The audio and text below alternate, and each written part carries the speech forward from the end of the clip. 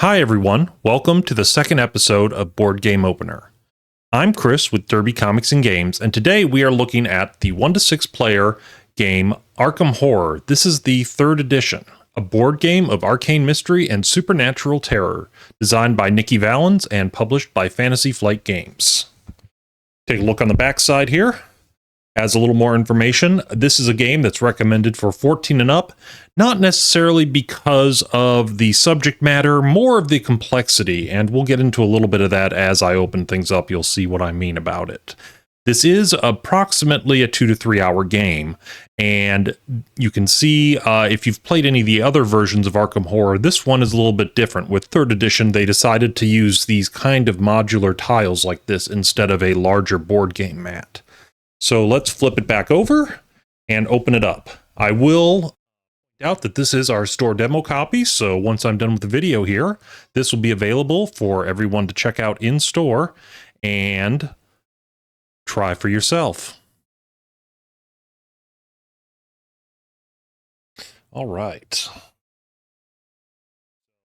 First things we've got here are our Learn to Play and Rules reference. So you're going to want to start with the Learn to Play. That's actually what's going to help you guide through all the components, learning how to play, game overview, and all of the high-level rules. What Fantasy Flight has done with a lot of these is kind of pack in the nitty-gritty details into a rules reference here. So this is where they have a lot of the detail about certain events, certain activities, certain definitions, what adjacent means, what an ally is, etc. That way, it's easy for the players to go in and quickly pull up something if they are looking for a particular item we're talking about. And they also have a nice quick reference in the back as well, which is always useful for when you're playing the game. Now, one of the things you'll notice here is that this is completely unpunched, unwrapped. So no one got to it before me doing this video here. So that is what we are going to do here. So let's open these up and check them out.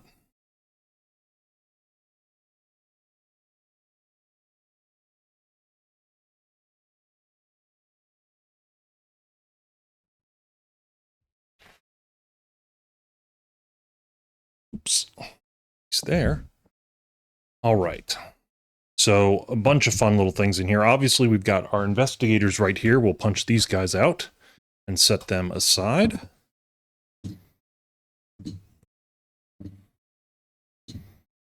These will be the standees that you'll be using to play the game as you go through the adventure.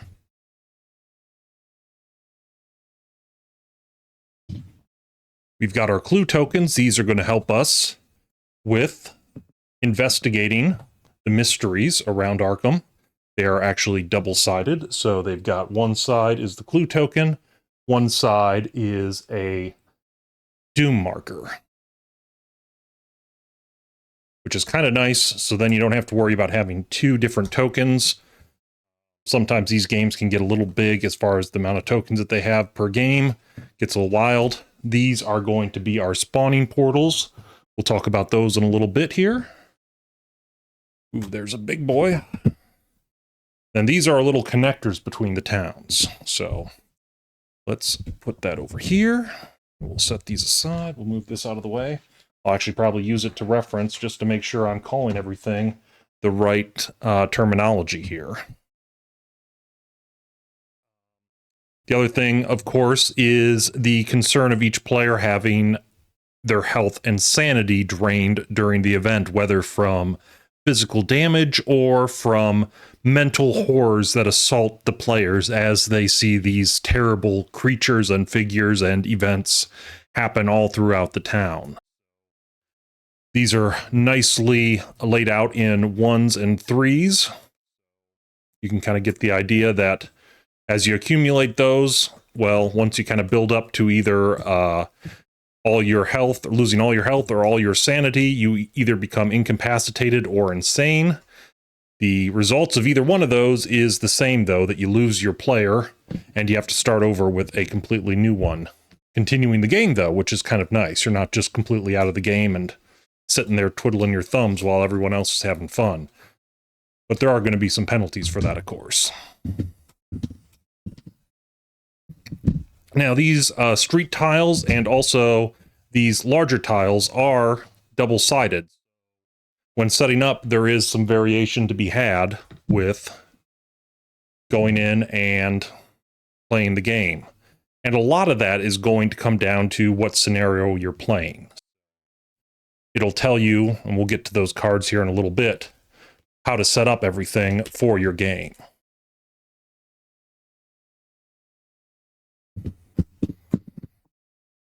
I don't know. I like taking these things apart. This is fun. I think I said before, it's one of the most exciting things I can do is kind of get a new game, crack it open, try it out, just kind of get my hands on the parts, see how they feel. And this is nice cardboard here. These sanity tokens are not too small. They are all cardboard, like that.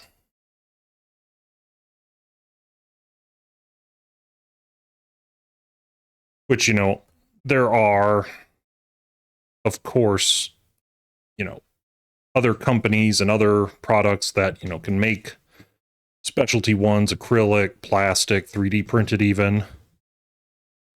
Usually I don't do too much of the 3D printing on this kind of stuff myself. It seems like it takes a lot of time and it's really not worth it for just the amount of parts that you need there. We got North Side here and Uptown. Now, some things you'll see and you'll talk about in some of the game here is, you know, each one of these areas is kind of broken up into usually about 3 sections. And depending on where you are and what events occur, there are certain effects that can happen or certain events that can get you different things like items, health, some magic powers or anything like that. So you can kind of plan out where you want to go with your turn. Here we've got activation tokens. For these, that'll be part of the game.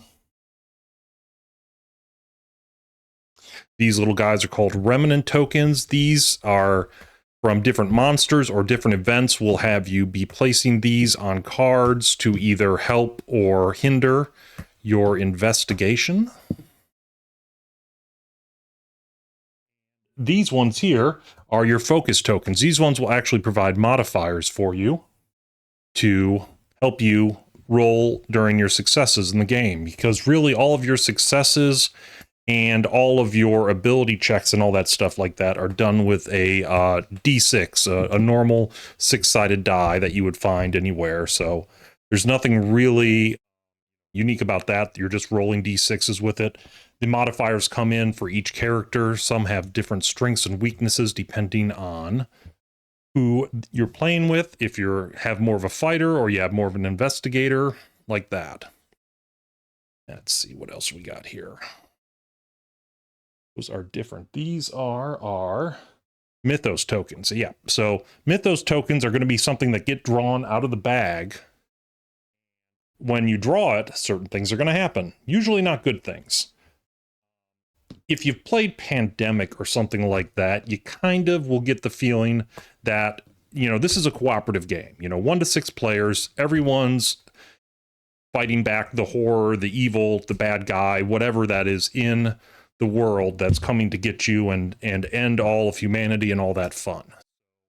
You know, you're really fighting against a common foe here. Now, whether or not you decide to play nice or kind of work to your own agenda, that's your decision. But ultimately, there's only 2 outcomes. You're going to win or the big bad's going to win, and that's going to be the end of the game. Just kind of like Pandemic, it can get real tough. Next, we've got some money, of course. Money's going to be for purchasing items at stores, actually using some of your different actions. One of the extra actions you can take is each character has 2 actions per round. If they want to, they can spend an extra $1 to move 1 space or an extra $2 to move 2 extra spaces. So if you're flush with cash and need to get around, well, money makes the world go around, right? A lot of the same pieces here by this time. I don't think we've gotten anything else really too wild.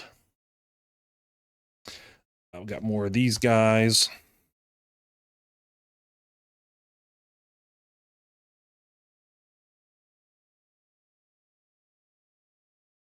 this.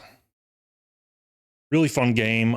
This is one of the first games that my wife and I, Wendy, kind of picked up and started playing and really got us into the Arkham Horror series as a whole. And now it's expanded out to, dozens of games, a lot of different variations of it, all obviously kind of based around, that H.P. Lovecraft, Call of Cthulhu kind of idea. But actually, like, one of the things we've got going, is like Call of Cthulhu RPG. Well, this is totally different than what that is. As far as what you're doing, how you're playing it, the Call of Cthulhu RPG is actually more of a tabletop adventure.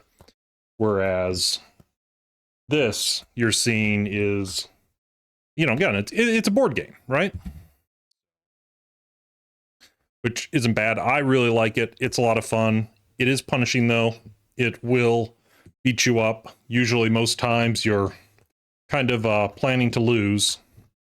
But, there's so many weird events that come up at, the right times and obviously the wrong times where you're just like, oh my gosh, I can't believe that happened. And it's just a lot of fun, really, just kind of seeing the world, 1920s kind of era like that, where they're placing this stuff. Yeah, I don't know. It's just, it's good wholesome fun, right? Kind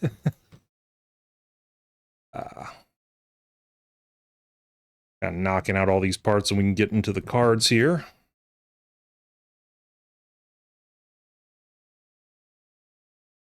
More of our clue tokens, a lot of clue tokens.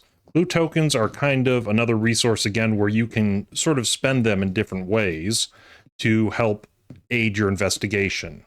So getting them might help with specific activities, or, they might just kind of give you the leg up when you really need it, when you need that extra roll, when you need that extra kind of oomph for getting through.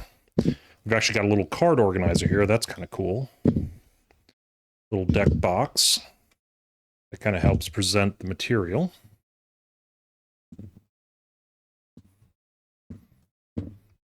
And a little more sanity here.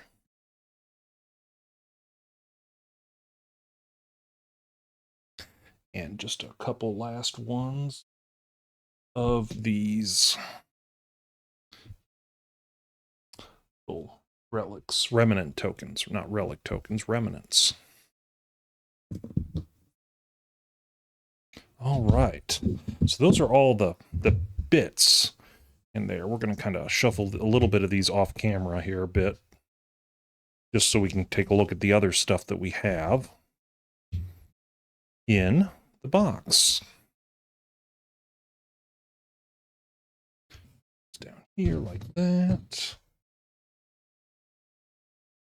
I mean, yeah, I guess I could do like a cool wipe or something like that and just show it magically out of the way here, but this is the process, right? Like, it's kind of going through the motions of just, and again, this is kind of how I organize it when I open up a game of my own. I kind of put everything in little piles because I'm already thinking, well, geez, now I gotta find a way to store this stuff, right? Whether that be boxes or bags or something like that.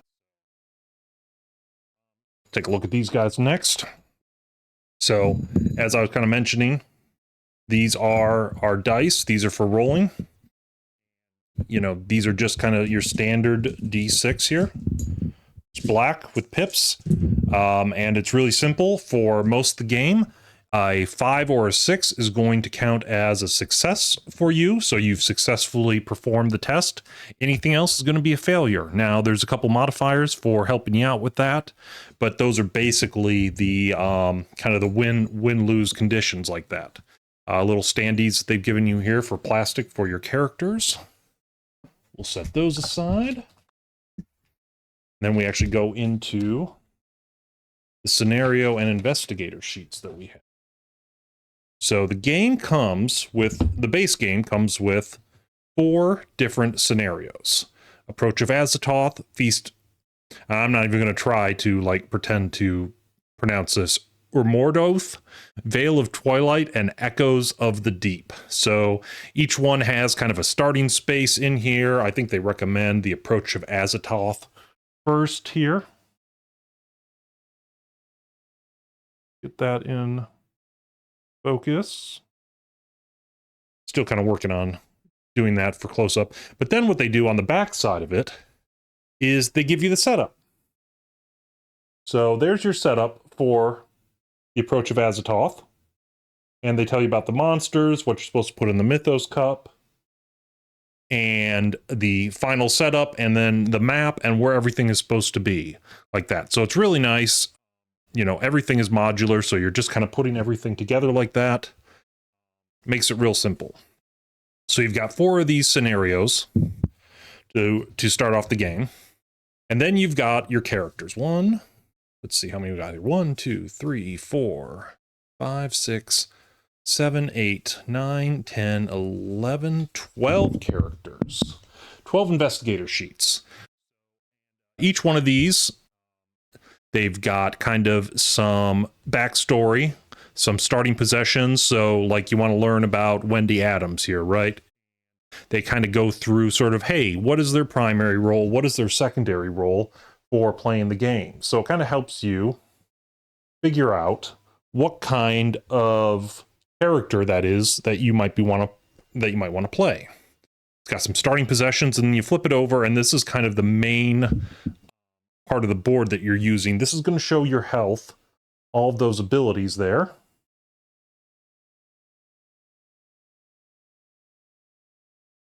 That in frame, maybe not. Yeah, so the 5 health, 7 sanity, and then your different abilities that are going to happen throughout the game. Like that, so there's 12 of those.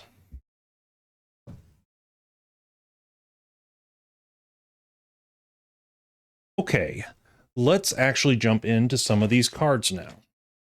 A lot of cards. So, one of the big things that's kind of interesting about this is that for each area that you have, Rivertown, you're going to have a specific section that is associated with it. So Rivertown here, we've got a couple of these cards here, for example. So anytime that you're on one of these spaces when an event needs to happen, like for Rivertown, you're going to flip one of these over, and you're going to check and see what section you're in, General Store, Graveyard, or Black Cave. And once you look at this, it's going to kind of go through an event for you. Now, that might just be something that you gain, that might be an encounter that you have to succeed or fail in, and that might be something else. You've got several of these card types for each one of the sections, and each set of cards is actually keyed to the event. So like the ones that I was just showing you right there are for the Echoes of the Deep encounter. So some of the setup with it is, of course, going to be getting all of these in the right spots for... But yeah, look at all of these. And they're all, I'm assuming, organized right now based on the encounter like that. So I'm not going to mess these up too much, especially if I want to set up for a starting game here. Our next set of cards is going to get us, what do we got here? So these are our anomaly cards. So when there are otherworldly events that happen, there are going to be certain activities that come up that you have to deal with to close those anomalies, those fissures, and you're going to draw out of these. And that normally happens when you get... Oh, shoot, where did they go? When you get one of the rifts that hits in the center of the town. Already losing stuff here, and I haven't even played a game yet.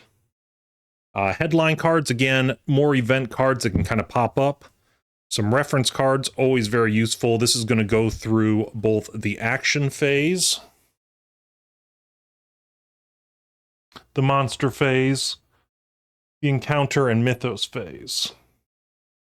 Like that. And then on the other side is going to be all of your player actions. So And move, gather resources, focus, ward, attack, evade, research, trade, all of that. So that's kind of the gist of those. Got additional cards. A lot of these are for the specific events here, like that. So monsters, a couple of the big boy monsters like that are in here. So that's kind of what's going on there with some of the other encounter cards. And we get into these smaller cards. Now, our smaller cards are going to be, let's see, how do they got these organized? They've got them organized in a great way. You've got some curse and dark pack conditions. You've got your monsters in here. So these are where your monsters are going to be pulled out, and you're going to encounter certain monsters during the event. And they have their own kind of stat area on the back here.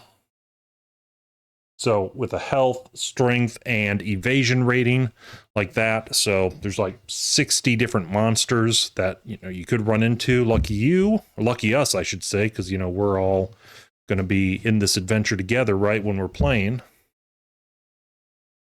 These are specific player cards that are given to the player at the start of the game. And then you actually get into things like item cards, special, unique, allies, spells, and different kind of special items that you can pick up and use throughout your adventure. So that is the unboxing of Arkham Horror, the 3rd edition board game here. Not to be confused with the card game, which is a totally different game. I might look at going through a playthrough of that one day, because that is a lot of fun. And yeah, what I'm going to do actually is take a quick break, set this up for a brief tutorial. I'm not going to do a full playthrough, and I'll tell you why in a minute. I'll just go through a couple of quick actions and kind of movements and maybe a few different rounds, just to kind of show you the feel of how the game plays, kind of what trouble you can get into during the minute-to-minute events during all these phases and everything like that. I do want to point out that on October 13th, we are going to be playing this game at the store. We've got signups right now. You can check on our web page, our event page there on the web site, and also on Facebook. We're putting an event calendar for this event going on right now. You can sign up. It is going to be limited to 6 people, myself included, so there's only 5 spots left. So if you're interested, want to try out the game and get into the spirit, if you will, of a October Friday the 13th, that's going to be happening here real soon. And if you don't have a chance to get out and try it out, this game will always be available at the store for you to sit down and take a look at it on your own. So we will be right back, and we'll have this all set up and cleaned up, and we'll go through a little bit of the gameplay. All right, and we are all set up. So we are doing the Approach to Azathoth scenario here. And with that, we did all the setup talked about in this first card, setting up the Mythos Cup, the cards, and all of the different figures. We've also picked out our starting character. We'll talk about him in just a minute. So with Azathoth, at the center of infinity slumbers Azathoth, lulled to sleep by the ceaseless piping of accursed flutes. Yet some mortals would seek to draw the infinite power and calamity of the blind idiot god to them, and thereby doom all of humanity. Azathoth has a event whenever there is a reckoning drawn from the bag, that for each cultist monster we place 1 doom in its space. Now, doom is going to start to accumulate, like we see in some of these spots here, when certain events happen. If there is ever 3 doom in one specific space, or 5 doom in a whole section, we are going to have to contend with one of these. these anomalies come out when that happens, and events can be performed to clear them out. But suffice it to say that we don't want to have those popping up because it's going to add more trouble, more monsters, and more difficulty to the game. So we definitely want to try to keep these Doom tokens cleared out as much as we can. Now, the other thing for starting up is we have a couple of basically starting missions here. We have one, these are called Anomaly and Deja Vu. People walk with their heads down, shoulders hunched. With each new oddity, it becomes harder to pretend that nothing is wrong. But the vanishings, the strange lights, the sighting of inhuman creatures, they are not something that can be ignored, at least not for long. And this tells us that when a space has 3 Doom, or a neighborhood has a total of 5 Doom, like I just mentioned, we get to place an anomaly in that neighborhood. Worse things happen if additional Doom adds on. We also have Deja Vu. The day dawns the color of hammered lead, with a stillness and chill that settles over the gabled roofs of Arkham and lingers.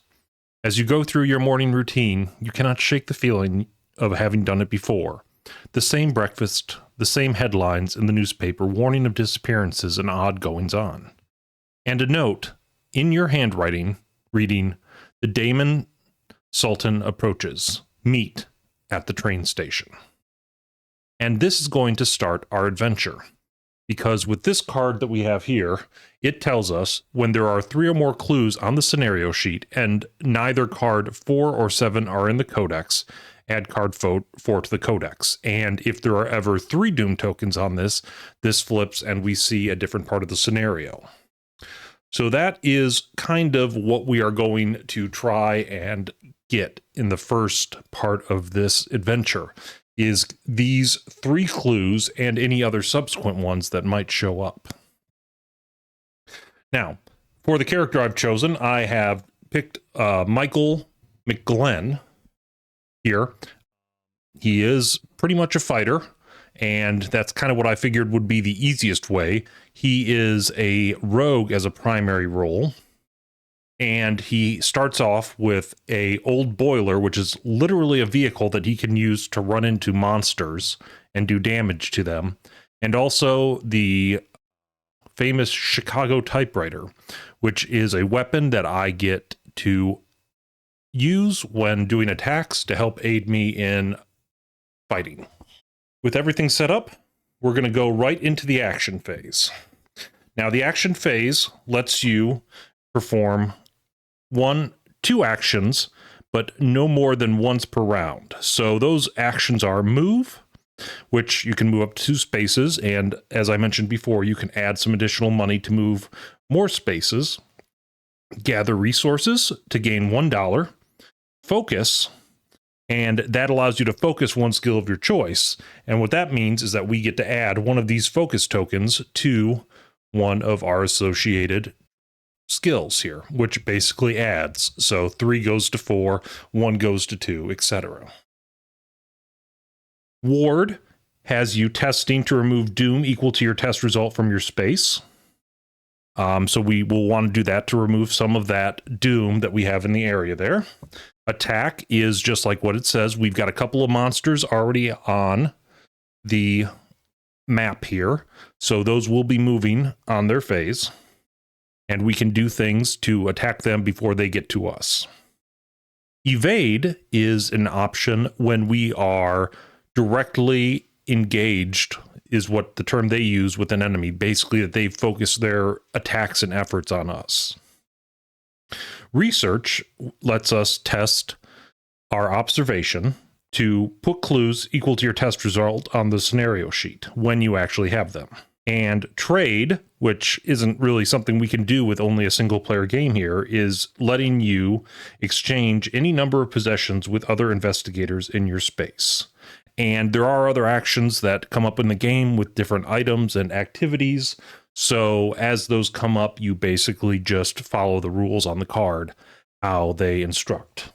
All right. So with all of that kind of set up, it is the start of our turn. For the 2 actions I'm looking at right now, one of the big things is we want to get those clue tokens. Now, those clue tokens will come up and we'll be able to receive them as part of a later phase called the encounter phase. So right now, it's not something we can just go over to and grab, but we do have one down here that we can take 1 action to move 1, 2, like that. And then if we want, we can do a ward. And that would have us testing our lore skill, and it allows us to remove doom equal to the test result of your space. And if you happen to remove 2 or more, you gain 1 remnant token. Now, the remnant tokens can be used for various things, but in this case, we're going to try that out. So I have a 2 lore, which means I will roll 2 dice, and let's see what comes up. Ooh, those are both fails. Double 1s. So nothing happens. No event or anything else like that takes place.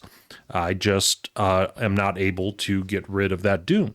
The next phase, since my turn is over with the two actions that I did, is the monster phase. And these monsters are considered ready. They have a flip side on them where they show exhausted. And that's occurring when certain activities take place or you're able to evade the monster. So for each one of these monsters, they have some basic move points, which are 2 for these robed figures we have, and we want to patrol, so we want to move towards unstable space. And right now, the unstable space is based on where we put the last doom token, which is the river docks. So they want to move that way.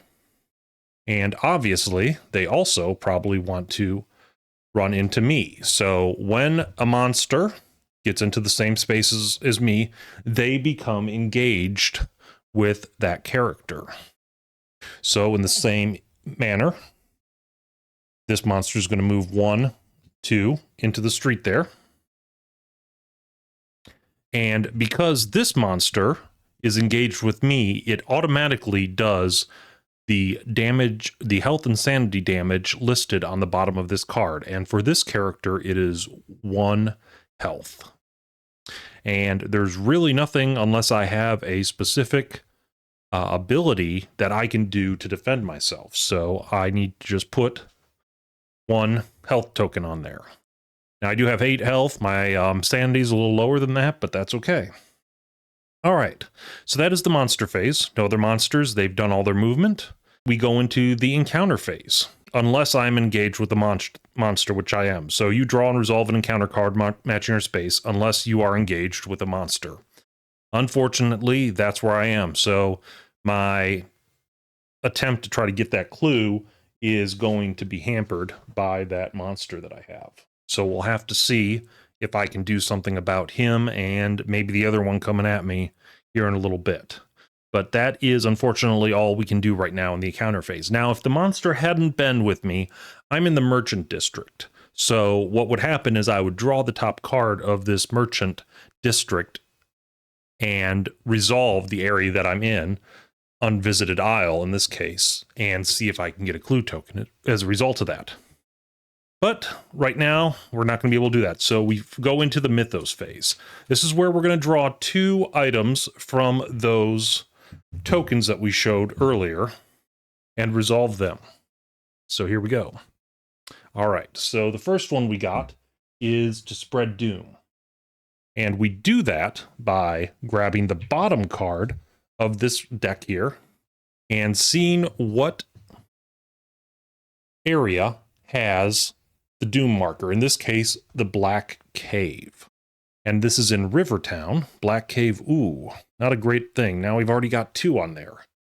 We put that down here like that, and we put this aside. This will not be reshuffled in until everything else in this bag has been removed. So that's kind of good for us. We're getting maybe some of those bad ones out of the way, but trust me, there's some more bad ones in here. And, oh, actually, great. We got a blank one, which means nothing else happens. So we're going to set that aside, and that's it. At the end of the Mythos phase, we jump right back up to the action phase. So in the action phase here, the first thing I need to do because of my limited abilities when I'm in this area right now is to actually attack. Try to get rid of this monster. Here's what we're going to do. He is pretty weak, doesn't do any damage or doesn't do any strength modifiers or anything like that. So what you do for an attack is you add your strength plus your item, and in this case I have the Chicago typewriter, which I'm holding with both my hands. The typewriter gets +4 to my 4, so really I am going to roll 8. Now that's kind of crazy. We'll see. Again, 5 or 6 are successes here. All right, so we got 1 success, and really that's all we needed, but you know, just for fun, let's roll the other 2, see how much damage we actually did. Now, unfortunately, we only did 1 damage, but that's enough to kill that. It only has 1 damage, and there is no other benefit or bonus for defeating this monster, so this guy just goes right on top of the deck. Interesting enough, the monster deck itself is actually drawn from the bottom, not the top. So that is a little bit of a different approach for kind of where your monster is.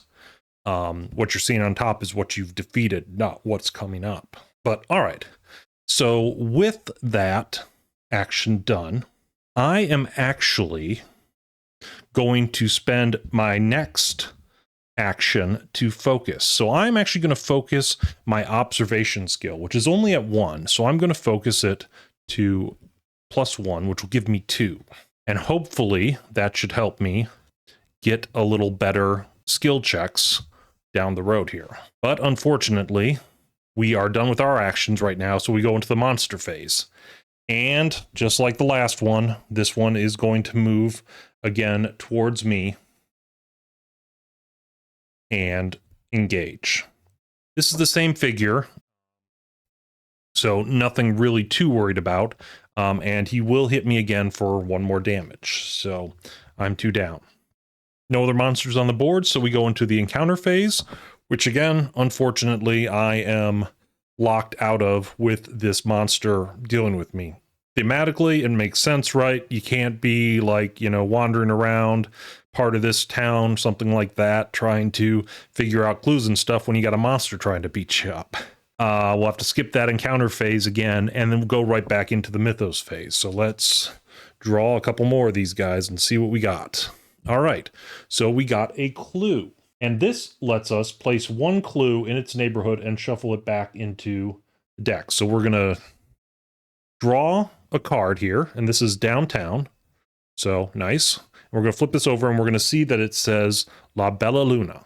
So we are going to put a card in here, and then what you do with this card is you actually take it and take the top 2 cards on the deck and you shuffle it in, because that encounter card that I just drew is going to come up here sooner or later, which is going to give you the opportunity to get that clue or see what else happens. All right, so that's our first one there. Let's see what else we got. Oh, nice. We got a second clue. So once again, we're going to draw Easttown this time. And Easttown, we're going to go over to Velma's Diner. There you go, Velma. And so we're going to do that same thing with the Easttown deck. We're going to take the 2 cards here. We're going to shuffle them together. And we're going to put them back up. All right, and that was the Mythos phase. Really nice. I haven't had too much trouble so far. We're going to jump back to player action, and of course, I'm going to try to take care of this second row figure here. So once again, I'm going to go for an attack, and wow, absolutely nothing. So one of the things I can do is I can actually spend one of these focus tokens to reroll one of my die. But you know what? I've got 2 more. I'm feeling at least a little lucky. Actually, shoot, I'm sorry. I should really... Oh, yep. So 2 more. And we got it. So that will also take out this one. So he is out. Now, I've got some options here, I guess you could say, as far as what I can do for my second remaining action. Now, I can't focus again because this character's focus limit is only 1. So that means that I can only have, at maximum, 1 focus token on my character at a given time. Don't really want to gather resources, $1. I've got $3. I'm doing pretty good. I'm going to try that ward again. So I'm going to test my lore once again with 2 dice and try to get rid of one of these. And there we go. So that ward gets removed. And it just goes right off the mat. And that is a great end to that turn. Okay. So with that all said, monster phase. Well, there are thankfully no monsters on the board yet. And that's mainly because we haven't really run into any encounters or anything yet. But hopefully in the next phase, which is encounter, we can hopefully get something going here. So Merchant District, which is right here, we're going to pull this card. And we are in the Unvisited Isle. The text reads, "Give me something good," cackles the old woman. "Something for my cooking pot. Either test your lore to teach her a recipe using the island's vegetation or spend 1 remnant to provide the ingredient. If you pass," so we don't have any remnants, so I guess we're just going to have to roll. They don't really give us an out for this, so. Ooh, that's not happening. So, if you pass or spend the remnant, she grubs within her apron and you gain 1 curio item. Well, unfortunately, we didn't get that, so that's going to be put on the bottom of the deck. There. And then, oops, move this aside. We are going to go right back into the Mythos phase. Here we go. All right, so there is our monster spawn. We're going to put that down, and then what we do is we take the bottom monster on the deck here, and we have a hooded stalker. And this will spawn at the most doom. And right now, we're looking, there's only one that has actually the most doom, and that's the Black Cave. So we're going to put this guy right there, a hooded stalker. I don't know, they could be either one, I guess. But yeah, so put them there, and they will do their thing on the next round. And our next is a headline. So headlines are pretty straightforward. We just take one of our headline cards that we drew, pick it up, and this is Mysticism Malfeasance. Occultism craze sweeps Arkham. Police warn most mediums fraud. Feature boast magic very well by Rex Murphy, staff writer, Arkham, Massachusetts. And the headline. So we are going to test our will at -1. And if we fail, we have to place 1 doom in our space. So let's hope for something good. Hey, look at that. So we didn't get that 1 doom, which means we just put that card under there. And that is all that we can do. So really those headlines are just, again, more speed bumps for us as characters so that we can, try to overcome these different difficulties as they come up. All right. I really want that clue, but I'm also worried about that hooded stalker coming over my way. So what I might actually do, I don't know. I want to get rid of some of this doom too. I'm going to try to kill a few birds with 1 stone here. So my first action, I'm going to move 1, 2. That is going to engage this stalker with me. And for my second action, I am going to attack. So again, we're doing 4 plus 4, so 8. So we're going to roll the first 6 here. And we got a couple of successes, 5 or 6s. So that will be enough to take them out.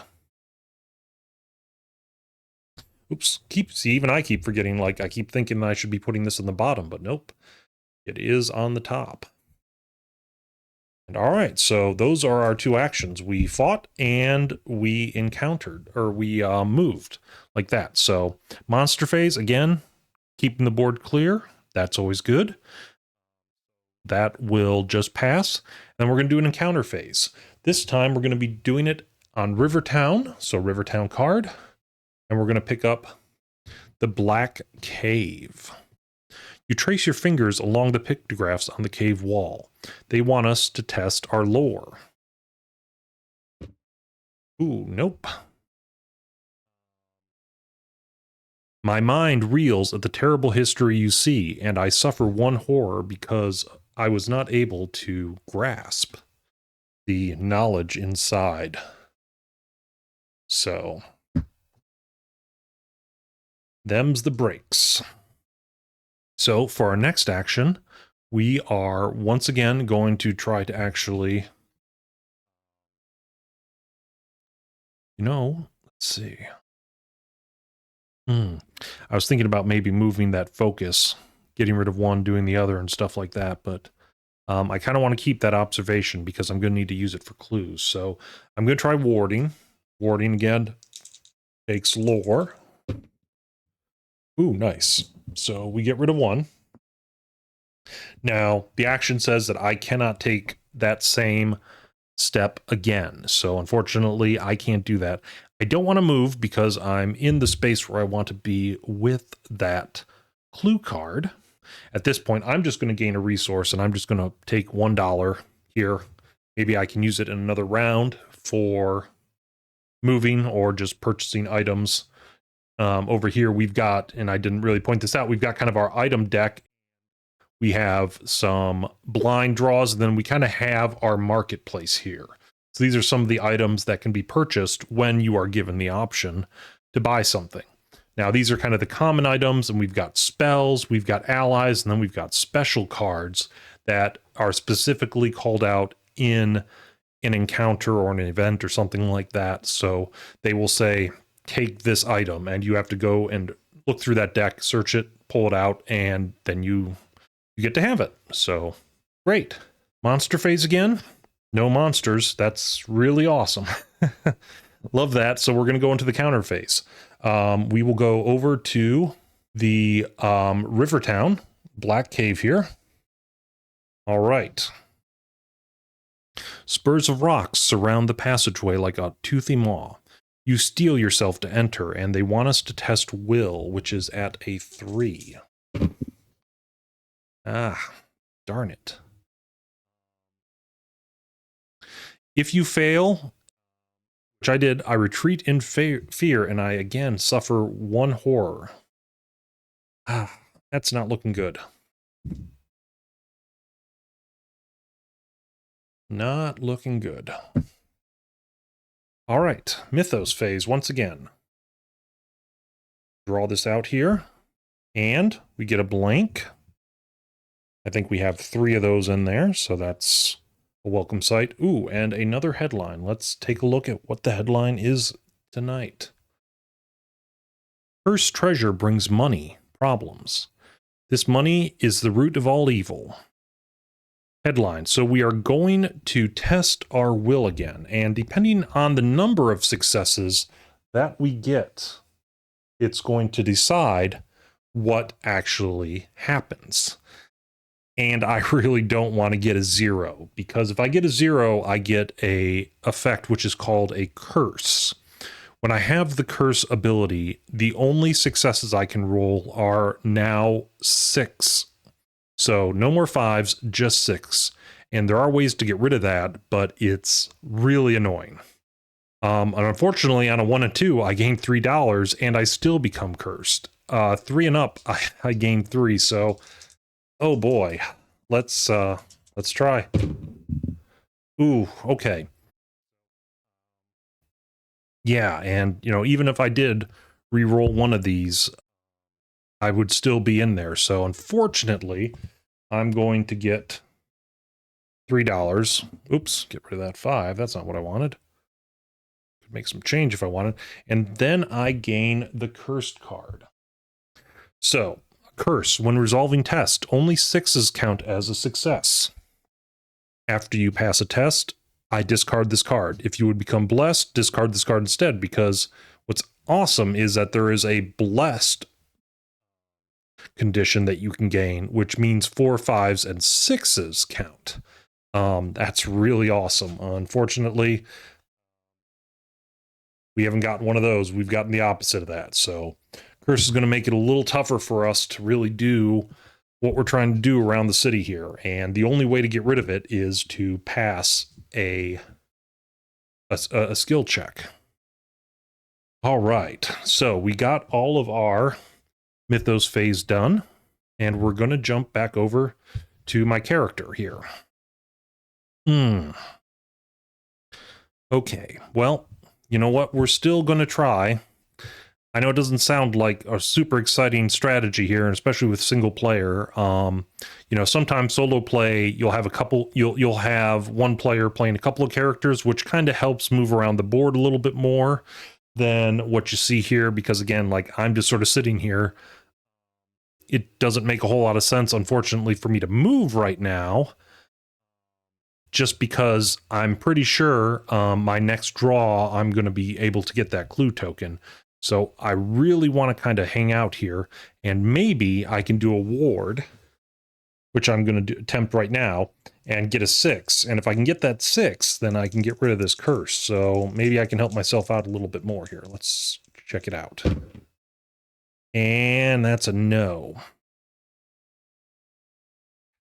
Okay, so I'm going to spend my token here, and I'm actually going to re-roll one of my die. Ah, shoot. Still nothing.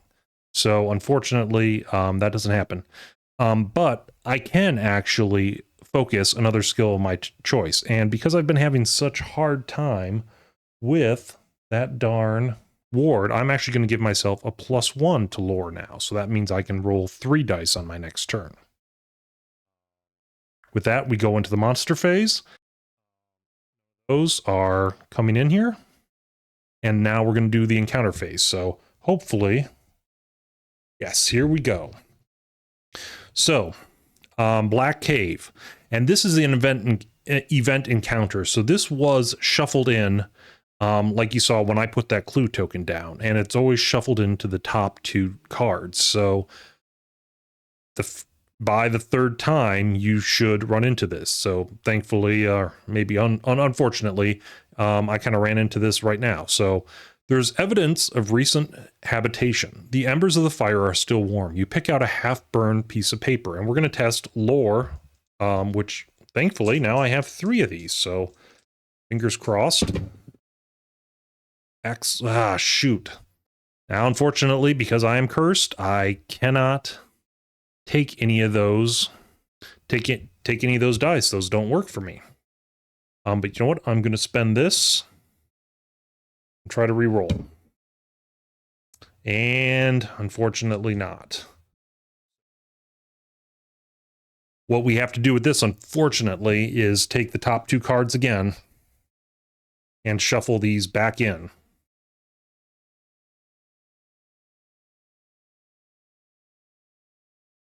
So it's, again, something else you can kind of see with single player like this.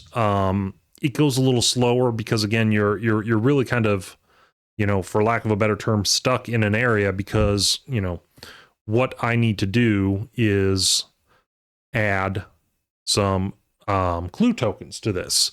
And if I'm not getting them, then, you know, I'm kind of just sort of standing there.